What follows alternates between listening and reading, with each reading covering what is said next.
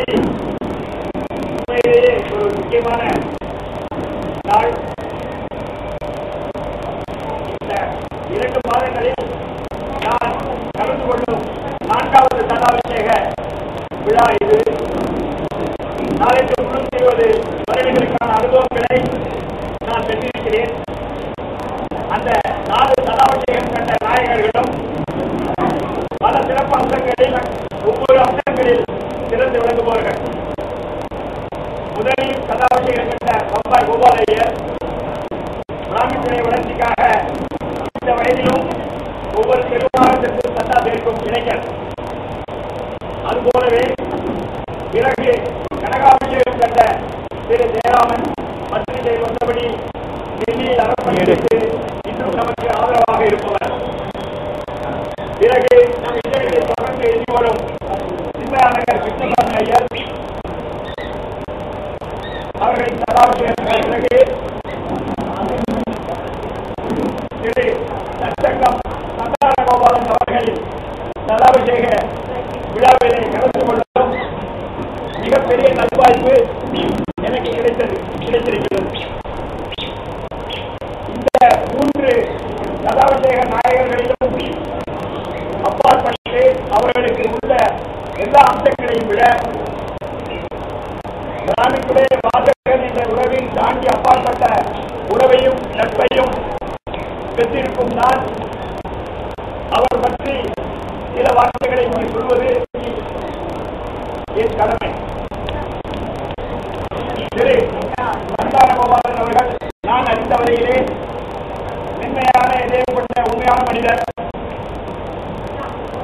அவர் அதிர்ந்து நிலம் பார்த்ததில்லை, முகம் சிவந்து கடும் சொல் உதிர்ந்ததில்லை. மிக வசீகரமான தோற்றப்பொழிவும் பல்வேறு கலைத்திறமைகளையும் உடைய இவர் கோடம்பாக்கத்தில் இருந்தும் கலைத்துறைக்கு செல்லாதது கலைத்துறைக்கு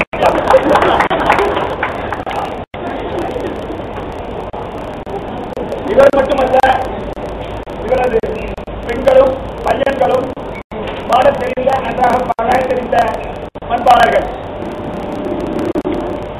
இப்பேற்பட்ட இந்த கலை குடும்ப நாயகன் அவரின் முழு பரிணாமம் வெளிப்பட முடியாமல் போயிருக்கிறது என்று நான் இப்பொழுது இந்த தருணத்தில் நினைக்க தோன்றுகிறது.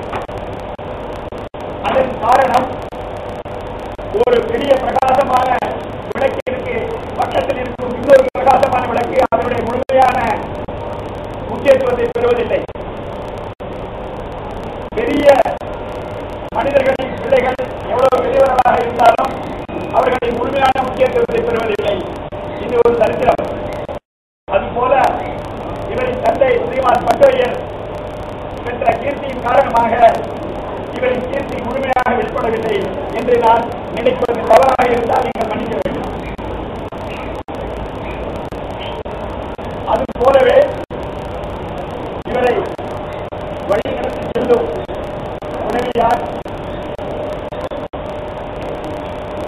அவர் பேரிலேயே தொலைநோக்கு பார்வையுடையவர். சுலோச்சனா என்றால் தீர்க்கமான தொலைநோக்கு பார்வையுடையவர் என்று பேர்.